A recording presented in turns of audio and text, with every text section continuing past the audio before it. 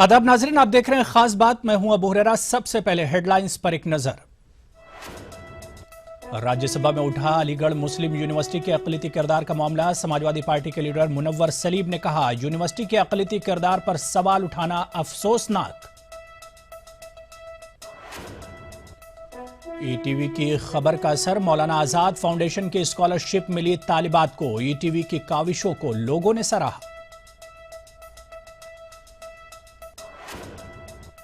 मुंबई की हाजी अली दरगाह पर तृप्ति देसाई ने की दाखिल होने की कोशिश। खवातीन की मुख्तलिफ मिली और समाजी और सियासी तंजीमों ने की जबरदस्त मुखालिफत।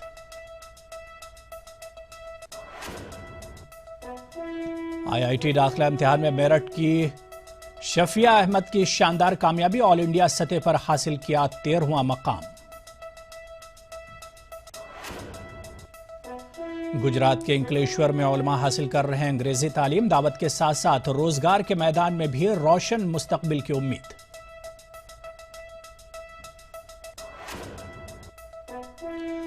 और हुकूमतों ने उर्दू दुनिया की मारूफ शख्सियत मलिकजादा मंजूर अहमद को किया नजरअंदाज। शायरों और अदीबों का इल्जाम।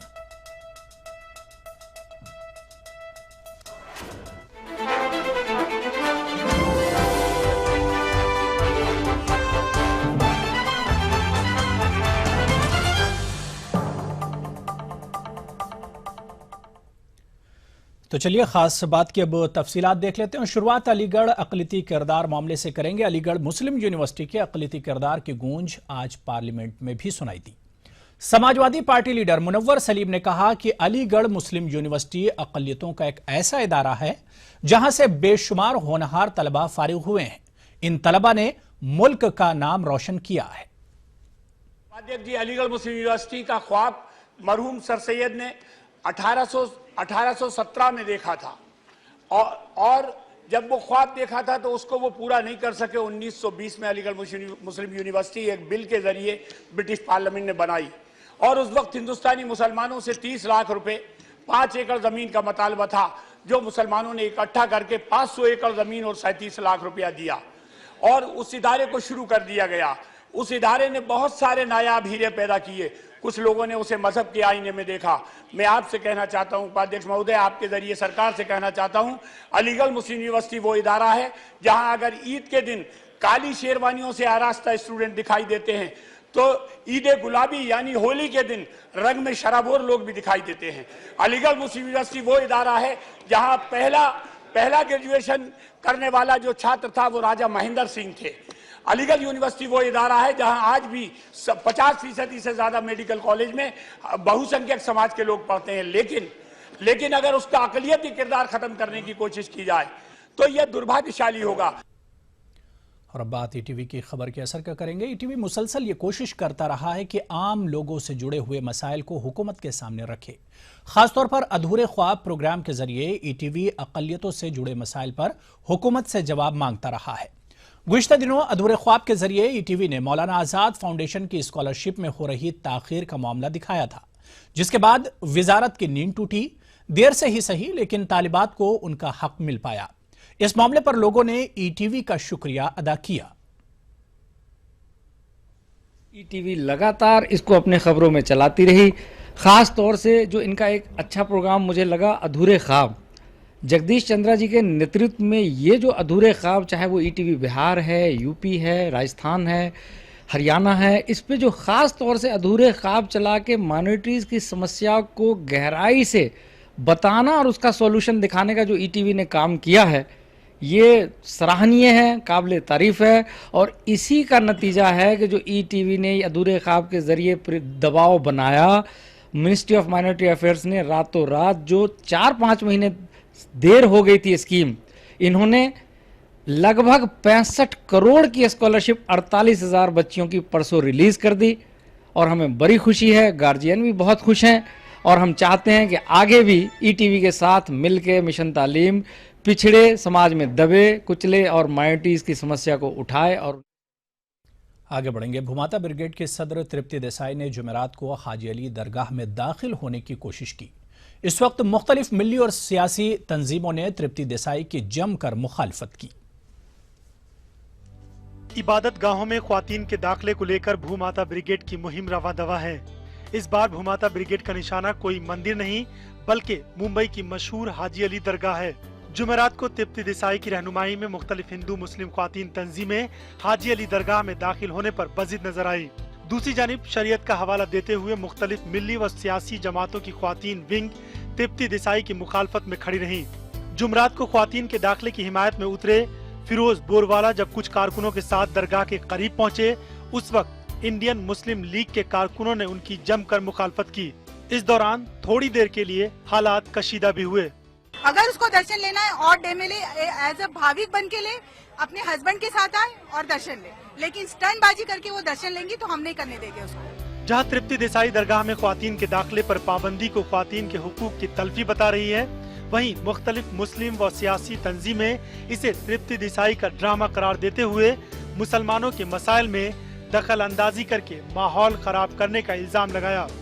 अगरचे हाईकोर्ट ने इबादत गाहों में ख्वातीन के दाखिले पर पाबंदी को खत्म कर दिया है और तमाम ख्वातीन को इबादत गाहों में रिसाई हासिल करने के लिए हुकूमत और पुलिस को सिक्योरिटी मुहैया कराने की बात कही है, लेकिन मामला शरीयत से मुताल्लिक होने और मुसलमानों के एक बड़े तबके की जानिब से ख्वातीन के दाखिले पर सवाल उठाने को देखते हुए हुकूमत और पुलिस भी फूंक फूंक कर कदम रख रही है। Bureau report, ETV news. तो चलिए खास बात में फिलहाल रुकेंगे छोटे से ब्रेक के लिए।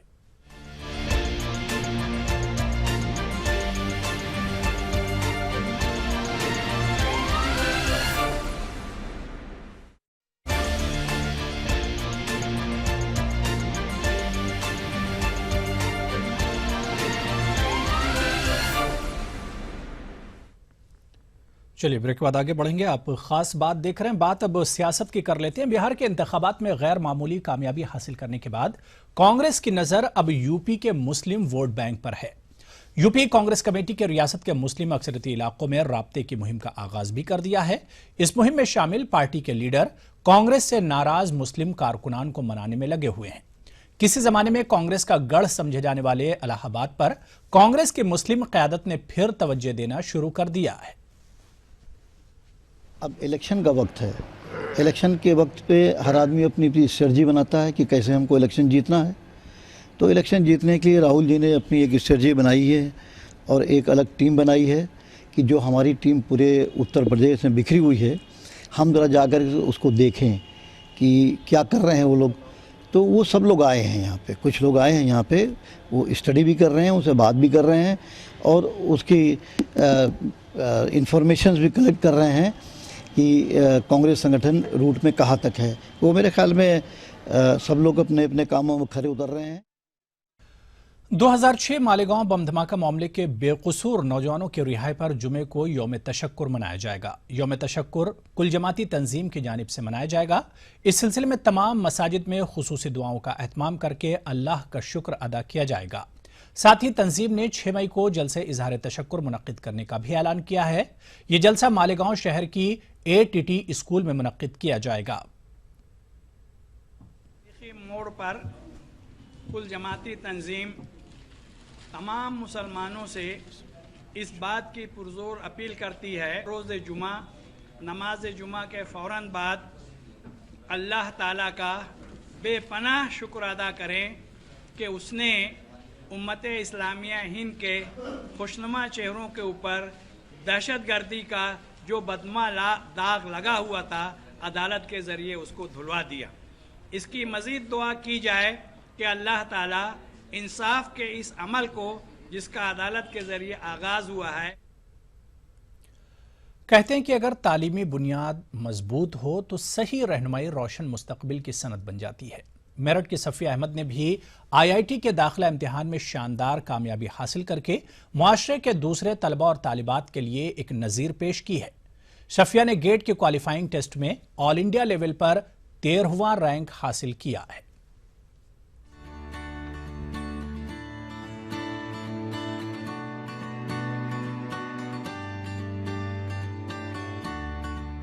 ऑल इंडिया सतह पर गेट के जरिए IIT का दाखिला इम्तिहान टेक्निकल और प्रोफेशनल कोर्सेज के उन चंद मुश्किल इम्तिहानात में से एक है जिसको पास कर लेना अपने आप में कामयाबी की सनद माना जाता है। इंजीनियरिंग के लिए BArch की तालीम के साथ शफिया ने मास्टर्स के लिए IIT की तैयारी शुरू की। किसी तरह की कोचिंग के बगैर शफिया ने सेल्फ स्टडी में अपनी मेहनत और वालिदैन की मदद और दुआओं से ये कामयाबी हासिल की। बस मैंने इसको अपने शौक़ को अपना पैशन बना लिया था, तो अब मुझे ये अचीव करना था एट एनी कॉस्ट, और मेरे पास सिर्फ यही ईयर था जिसमें मैं कर सकती थी। So I made it a point कि मुझे अब करना ही है। तो मैंने अब कोचिंग तो थी नहीं इसकी कुछ, तो सेल्फ स्टडी पर ही अब सब कुछ डिपेंडेंट था। मेरे पेरेंट्स का काम था कि मतलब मेरी पढ़ाई में कोई रुकावट ना आए, वो देखभाल करनी, उस घर का काम मुझ पे कोई था नहीं कि मुझे ये चीज़ घर में रहना है तो इस चीज़ में पार्टिसिपेट करना है, ये कुछ नहीं, क्योंकि उनको पता था ये टाइम है जो पढ़ने का है, तो उसको सिर्फ पढ़ाई के लिए ही छोड़ दिया जाए। बच्चों की तालीम और तरबियत में पहली दरसगाह घर का होता है। शुरुआती तालीम के बाद सफिया के वालिदैन ने शफिया को अपने मुस्तकबिल की राह खुद तलाश करने की न सिर्फ मुकम्मल आज़ादी दी, बल्कि हर लिहाज से शफिया की पूरी मदद और हौसला अफजाई भी की। यही हमारा वो था कि बच्चे कामयाब हो जाएं।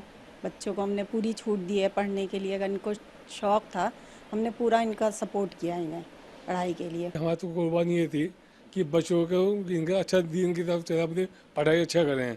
इन बच्चों का कि डैडी हमें कुछ बनना है, आप हमें सपोर्ट करिए। मैं बेटा ठीक है, जो आपको करना है हम आपको सपोर्ट करें, आप करें। आज अल्लाह का शुक्र, आज बच्ची ने ऐसे मुकाम पे पहुँच कर ऑल इंडिया 30 रैंक लेकर आई है, तो ये हमें अल्लाह ताला ने बड़े वो चीज़ से नवाजा है। हमारे माशरे में लड़कियों की कामयाबी तालीम निस्बा की जरूरत और अहमियत बयान करती है। बस जरूरत है तो समाजी बेदारी और मदद के अलावा हौसला अफजाई की। ETV के लिए मेरठ से तंजीर अंसार की रिपोर्ट। तो चलिए यहाँ पर रुकेंगे एक और छोटे से ब्रेक के लिए।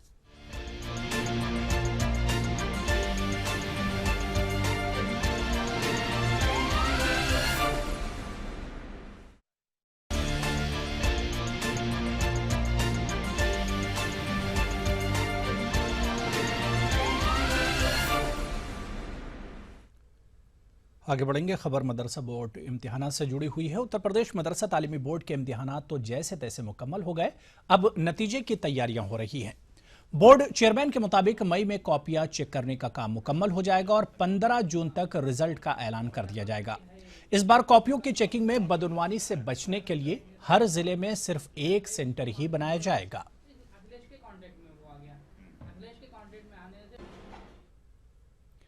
झारखंड में वक्फ अमलाक को तहफ़्फ़ुज़ फराहम करने के मुतालबात को लेकर झारखंड तलबा यूनियन के वफ़द ने बोर्ड के CEO निसार अहमद से मुलाकात की। वफ़द की जानिब से इल्ज़ाम लगाया गया कि पूरी रियासत में रजिस्टर्ड वक्फ अमलाक गैर महफूज हैं। साथ ही उन्होंने वक्फ बोर्ड को फ़ाल बनाने का मुतालबा किया। प्रॉपर्टियों का हिफाजत करवाया जाए, और अगर हमारे मांगों को अगर ये मानते नहीं है तो हम लोग जो है अपने लोकतांत्रिक तरीके से आंदोलन करने की भी तैयारी कर रहे हैं। वक्फ नियमावली 2013 के आलोक में जो भी नियमानुकूल होगा उसके आलोक में जो कार्रवाई की जाएगी, और जो भी यहाँ पहले से लंबित विवाद हैं उसका त्वरित निष्पादन किया जाएगा। हुकूमत उत्तर प्रदेश ने मलिकजादा मंजूर अहमद की जिंदगी में उन्हें रियासत के अहम अवार्ड यश भारती से महरूम रखकर अदबी दुनिया को मायूस कर दिया। इन ख्यालात का इजहार लखनऊ में मुनक़िदा ताज़ियती मुज़ाकरे में किया गया। हुकूमत की जानिब से उर्दू दुनिया की अहम और मुमताज़ शख्सियत को फरामोश किए जाने पर लोगों में नाराजगी है। अब देखिए हमारी एक खास रिपोर्ट और मुझे दीजिए इजाजत। आदाब। मारूफ सहाफ़ी वक़ार रिजवी और मशहूर शायर अनवर जलालपुरी की कोशिशों से मुनज़्ज़म किए गए मुज़ाकरे में प्रोफेसर मलिकजादा मंजूर अहमद मरहूम को खिराज अक़ीदत पेश किया गया। मुज़ाकरे में मलिकजादा की अदबी खिदमात और उनकी शख्सियत को याद करने के लिए उर्दू और हिंदी दुनिया का बड़ा तबका मौजूद था। वो मलिकजादा जो मुशायरों की एक शाहजहानी शख्सियत थे, वो मलिकजादा जो अपनी हयात में अजीम थे और बाद मर्ग अजीम तर हो गए, वो मलिकजादा जो खुददारी और खुद एतमादी का पैकर थे, वो मलिकजादा जिनके इंतकाल का सोग पूरी उर्दू दुनिया एक ख़ानदान के तौर पर मना रही है। तकरीर के दौरान अदीबों और शायरों ने मरहूम की खिदमात का एतराफ़ किया और हुकूमत की चश्मपोशी और अदम तवज्जही पर तनकीद करते हुए कहा कि मलिकजादा की शख्सियत को नज़रअंदाज करके हुकूमत और अरबाब इक़्तिदार ने अपनी नाअहली और कम इल्मी का सबूत फराहम किया है। हमारी सरकारों ने मलिकज़ादा साहब की तरफ कोई तवज्जो नहीं की। उर्दू अकेडमी की सदारत या फ़खरुद्दीन अली अहमद की सदारत कोई अहम वाक़या नहीं है, इसलिए कि इसमें आम तौर पर बहुत ही सतही लोग जाके बैठते हैं और आज भी बैठ रहे हैं। लेकिन मलिकज़ादा साहब जैसे आदमी को अगर वहाँ बिठा दिया जाए और आप कहें कि ये बड़ी उनकी अज़मत की दलील है या बहुत बड़ा उनके लिए कोई काम सरकार ने कर दिया, तो मैं इसको तस्लीम करने के लिए तैयार नहीं हूँ। वाज़ेह है कि हुकूमत उत्तर प्रदेश का यश भारती अवार्ड 11 लाख रुपए और सनद व यादगारी निशान पर मुश्तमिल है, लेकिन ये अवार्ड मरहूम प्रोफेसर मलिकज़ादा मंजूर अहमद, प्रोफेसर शारिब रुदौलवी और कई अहम मोतबर लोगों को न देकर कुछ ऐसे लोगों को दे दिया गया जो किसी हवाले से भी इसके मुस्तहिक नहीं थे। लेकिन कहते हैं कि सियासी लोगों की अपनी कुछ मसलहतें और मजबूरियां होती हैं। तारिक कमर, ETV न्यूज़, लखनऊ।